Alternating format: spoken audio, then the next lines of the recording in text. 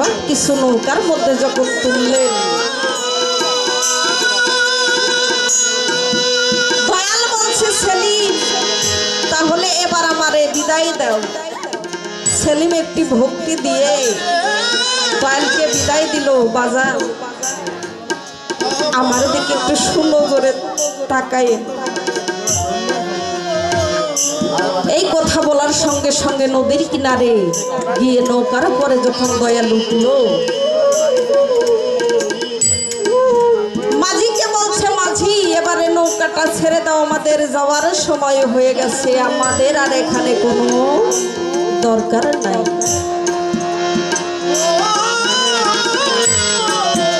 সেলিম অঝরে তাকিয়ে আছে আর মনে মনে ভাবে দয়াল দয়াল রে,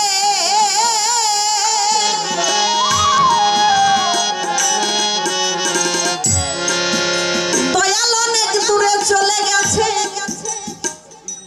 হঠাৎ করে ভক্তবৃন্দ খেয়াল করে সেলিম নদীর কিনারে দাঁড়িয়ে দাঁড়িয়ে অঝরে কাঁদতে।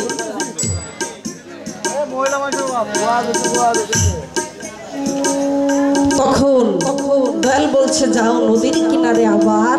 আজাদ ভাই তুমি স্ট্রেট আসো। যখন নৌকাটা ভিড়াইলো, নৌকা থেকে দয়াল নেমে সেলিমকে বলছে সেলিম আজাদ তোমাকে স্ট্রেট ঘর বাড়ি স্ত্রী পুত্র কন্যা গরু ছাগল যাহা ছিল সবই নিয়ে নিয়েছি, এই জন্য বুঝি তুমি কাঁদো। সেলিম ঝরে ঝরে ঝরে কাঁদতে বলে ও আমার দয়াল দয়াল গো,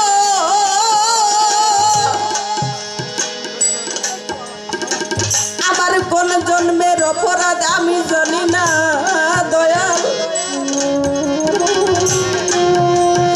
তুমি আমারে দিতেছ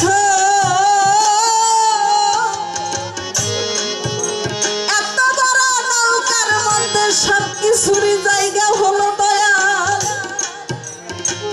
আমি সেলিম আমার একটু জায়গা তো হইল না দয়াল।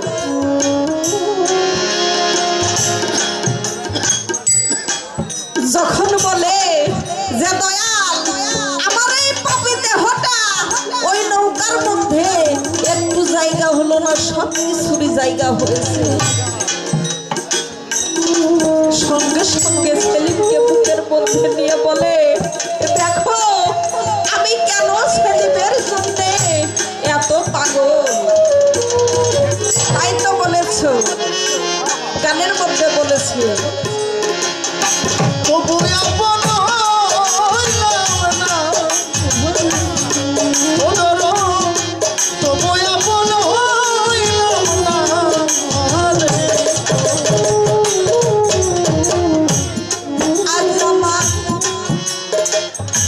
বুকের ব্যথা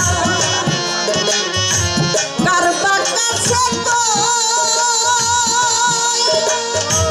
ও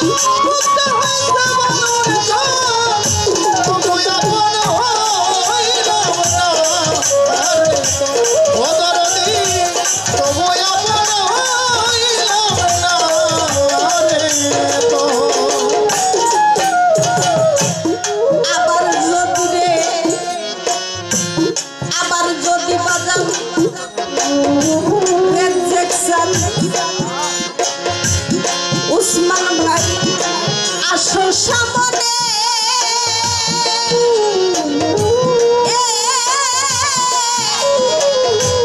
আমার পাপি হৃদয় জুড়াইব দেখিয়া আনা